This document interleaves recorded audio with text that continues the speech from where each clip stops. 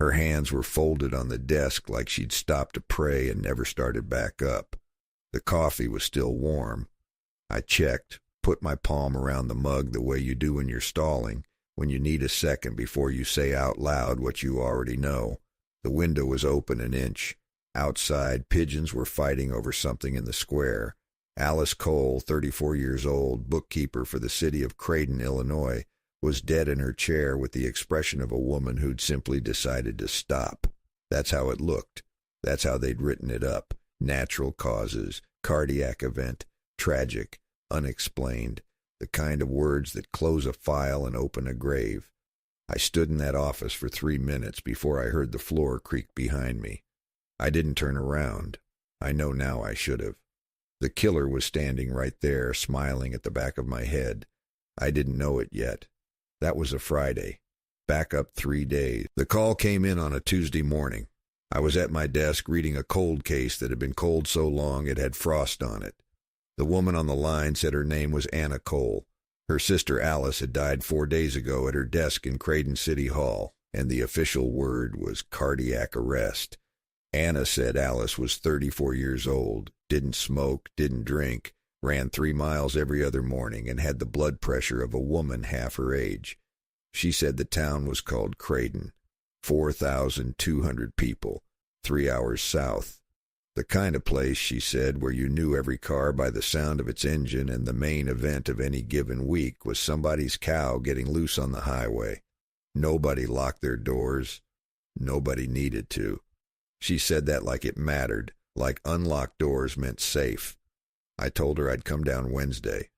My hands were unsteady on the receiver. I set it down carefully. I drove down Tuesday instead. Couldn't sleep. Craydon arrived like a sigh.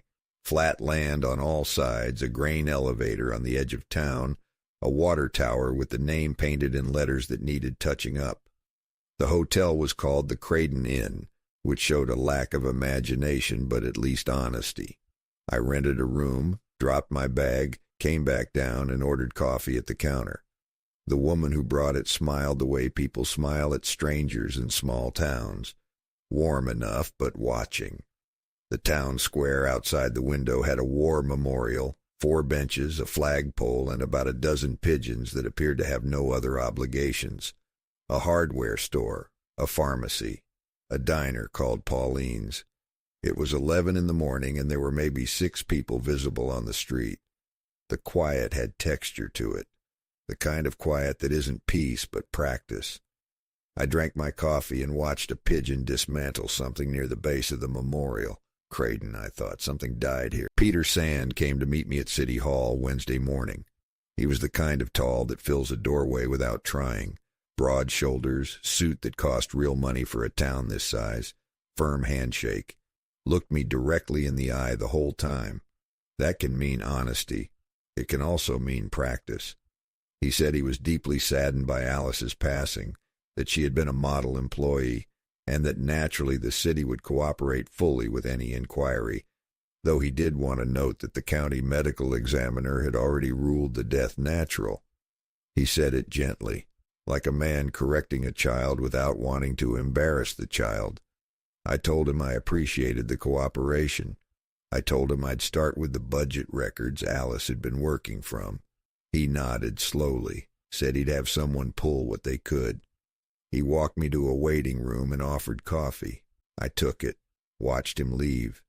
His footsteps in the hallway were even, unhurried, completely controlled. The archive room smelled like damp paper and old ink and the kind of institutional neglect that accumulates over decades.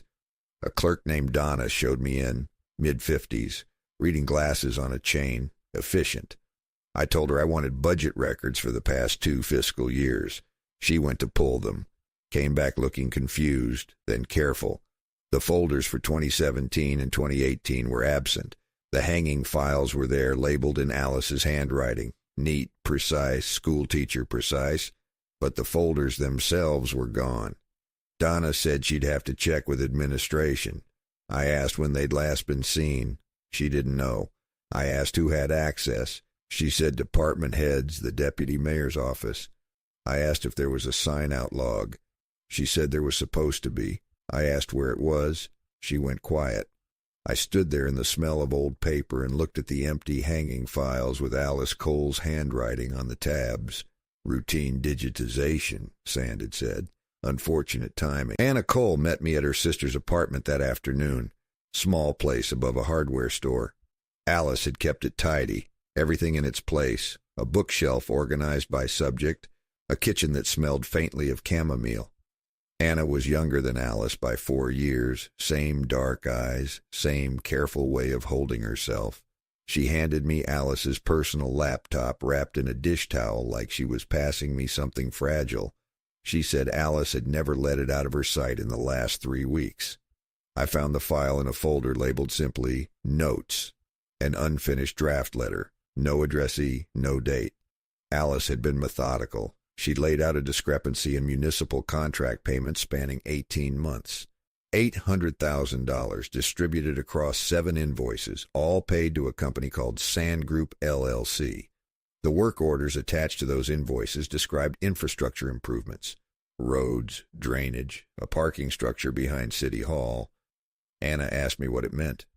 I told her it meant Alice had been doing her job, doing it very well. I spent that evening at the hotel with the laptop, a pot of bad coffee, and a notebook. Sand Group LLC was registered in 2019. Sole owner listed on the incorporation documents, Marina Sand, the deputy mayor's wife. I wrote Peter Sand's name in my notebook, circled it, put a question mark after it, though I wasn't really asking. The invoices Alice had flagged covered everything from road resurfacing on County Line Road to drainage work near the old rail yard. I drove past both sites the next morning before breakfast. County Line Road had a patch of new asphalt that stopped abruptly and didn't connect to anything.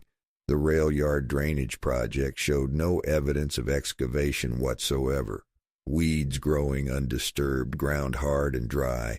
$800,000, 7 invoices, no work completed. A bookkeeper named Alice who noticed and started writing it down. I went back to Pauline's diner and ate eggs I didn't taste and looked out at the square and watched the pigeons and thought about how quietly a man can steal if he's patient enough. Thursday morning, I sat in City Hall's break room and talked to Alice's colleagues one by one. There were 4 of them, a permits clerk, 2 administrative assistants, and a man named Gerald who handled zoning filings. They all said more or less identical things, which was itself a kind of answer. Punctual, quiet, reliable. She brought cookies at Christmas. She kept to herself, but wasn't unfriendly. Nobody noticed anything unusual in the weeks before she died. Nobody could recall her seeming troubled or distracted. I asked each of them separately whether she'd ever mentioned the budget figures. Nobody said yes. I asked whether anyone had ever seen her working after hours. Gerald mentioned she'd been in early a few times recently. Before 7, he thought. Unusual for Alice, but he'd assumed she was just catching up.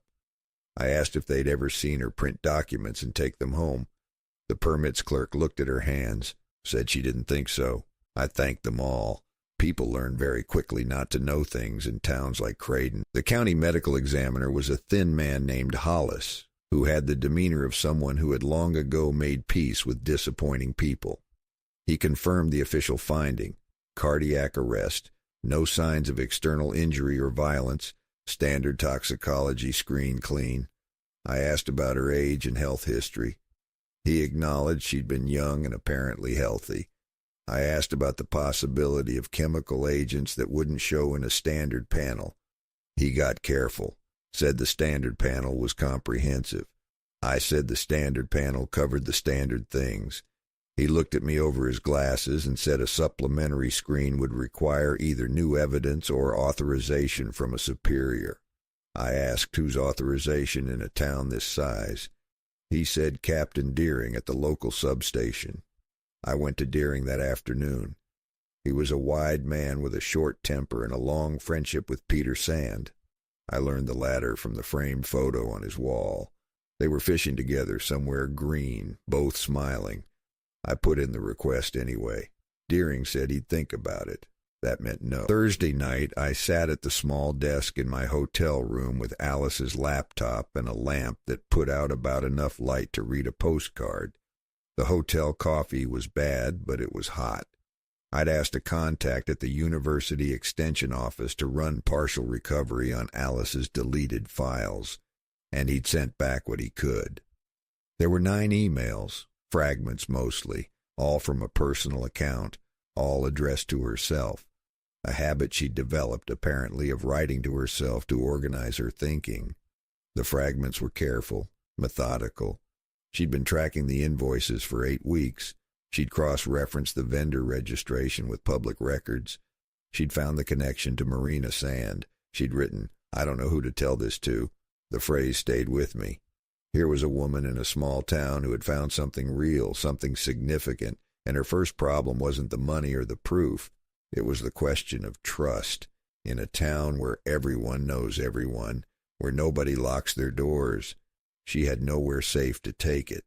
So she kept writing, kept building, alone. Friday morning I drove to the county records office, which was in a different building from City Hall, a low brick structure on the edge of town that smelled like carpet adhesive and decades of paperwork. The clerk at the front desk was young, maybe 22, with the look of someone who had not yet fully learned which things to pretend he hadn't seen. I asked to look at the visitor log for the archive room. He brought it over readily enough. Then he paused, looked at me, looked back at the log. I waited.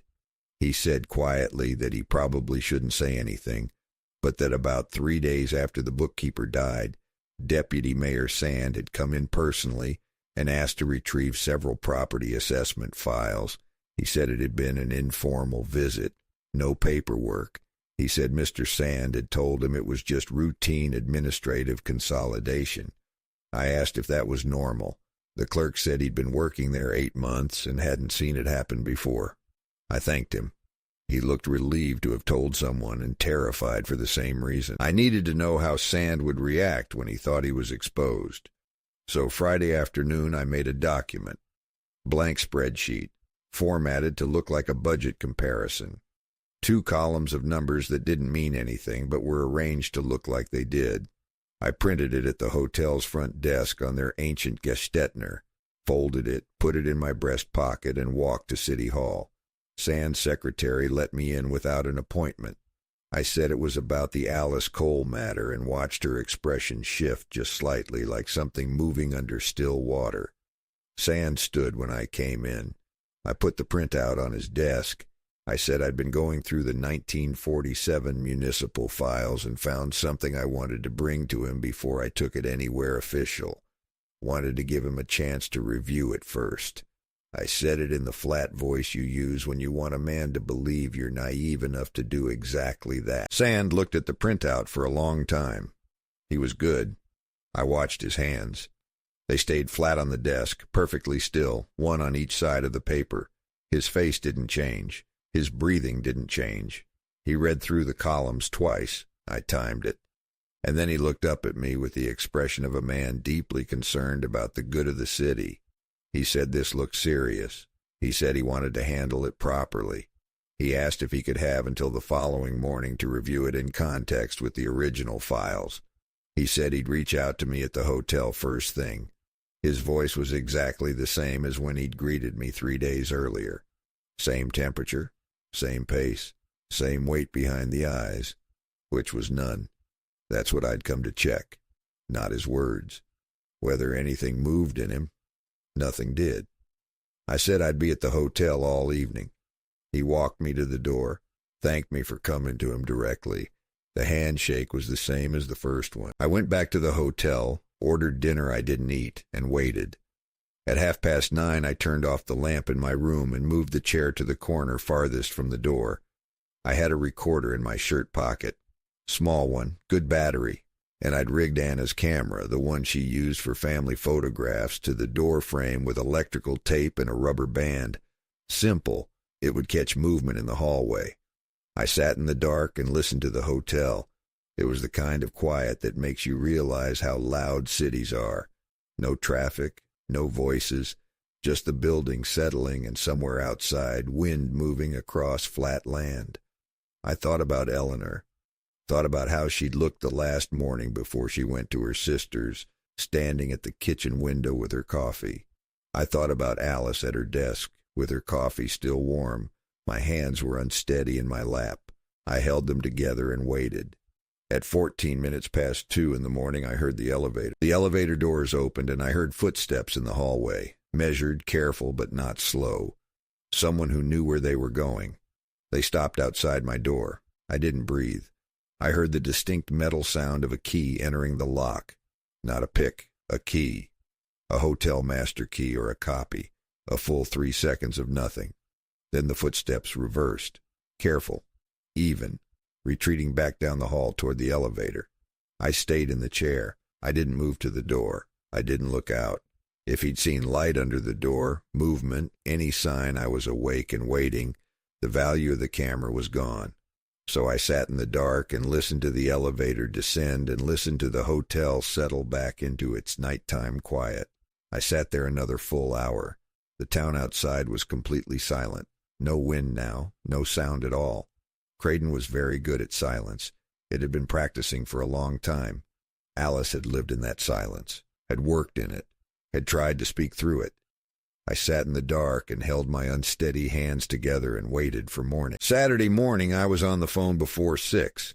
I called a regional investigator named Callahan who worked out of Springfield, somebody I trusted who wasn't connected to Craydon, to Deering, to any of the handshakes in any of the rooms I'd been in. I explained what I had. He listened without interrupting. I told him about the deleted emails, the missing archive folders, the Sand Group registration, the county records visit, and I told him about the camera. He came down by noon. I handed him Alice's laptop, the notebooks I'd filled, the printed registration documents, and the camera. The footage was 4 seconds long. A man in dark clothing, gloves, carrying a small hard case, inserting a key into the door of room 7 of the Craydon Inn at 2:17 in the morning on a Friday. The man's face was turned partly away, partly. Callahan looked at the frame for a long time. Then he looked at me. I said, "I know." He made 2 calls. The warrant application was filed by 3 o'clock. The warrant came through Sunday morning, and Callahan executed it with 2 state officers while I stayed back. Sand's house was the nicest on the street. Painted white, good yard, American flag on the porch that was probably there before he was and would be there after.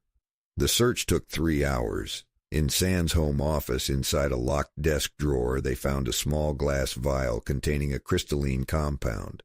The state lab identified it within 24 hours, a potassium-based compound that causes rapid cardiac arrest and metabolizes quickly enough to evade standard toxicological screening. You'd need to know what you were looking for. Sand had a key to City Hall, including Alice's office. The sign-in log showed he'd entered at 6:42 on the morning Alice died, 40 minutes before she typically arrived. The coffee maker in the break room was communal.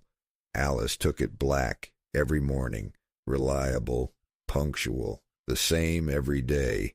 He'd known exactly where she'd be and what she'd drink and how long he had. He'd calculated her the same way he'd calculated the invoices. They arrested Sand on Monday, 2 weeks to the day after Alice Cole didn't open her office. Callahan and one of the state officers went to the house. I stood on the sidewalk and watched. Sand came out the front door in a suit, not his best one, but a good one, gray, well-pressed. He didn't look toward me. He didn't look toward his wife, who stood in the doorway with one hand on the frame and her face arranged into an expression I couldn't read from that distance. He walked to the car the way a man walks to a car when he's decided that nothing visible is going to happen. No resistance, no protest. He got in. The door closed. The car pulled away from the curb at a normal speed, signaled at the corner, and turned. I watched it go. My hands were steady for once, which struck me as the wrong time for that. The neighborhood was quiet. A sprinkler ran on someone's lawn. A dog watched from a porch. Craydon didn't move. It just watched, the way it always had. Before I drove back to Chicago, I sat on one of the benches in the town square for half an hour. The pigeons were there, same ones, or ones just like them. They had opinions about a crust of bread near the memorial and were arguing about it in the way pigeons do, which is entirely physical and very committed.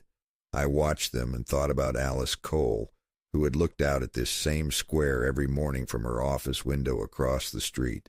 Maybe she'd watched these pigeons. Maybe she'd eaten lunch on this bench. She'd run 3 miles every other morning. She'd kept her apartment tidy. She'd organized her bookshelf by subject. She'd written emails to herself to think things through. She'd found $800,000 that wasn't where it was supposed to be, and she'd started, quietly and alone, to do something about it. I thought about that. The square was in full light now, mid-morning, the kind of flat Midwestern light that doesn't flatter anything but doesn't hide it either. I watched the pigeons resolve their dispute. Then I got up and walked to my car and drove north. The trial was 4 months later. Sand's attorney was good. Chicago firm, expensive shoes. He argued contaminated evidence, argued the timeline was circumstantial, argued the compound could have been there for any number of reasons. Half the town showed up to testify to Sand's character, and they meant it. That was the part that stayed with me. They weren't lying. He had baptized their children. He had opened the summer fair 3 years running. He'd been the one who organized the collection for the school roof after the hail damage. He'd lived among them for 20 years, and he'd been, by most measures anyone in Craydon used, a good neighbor and a decent man, except for the part where he poisoned a bookkeeper in her office because she'd found what he'd taken. The jury took 2 days. Sand never admitted anything.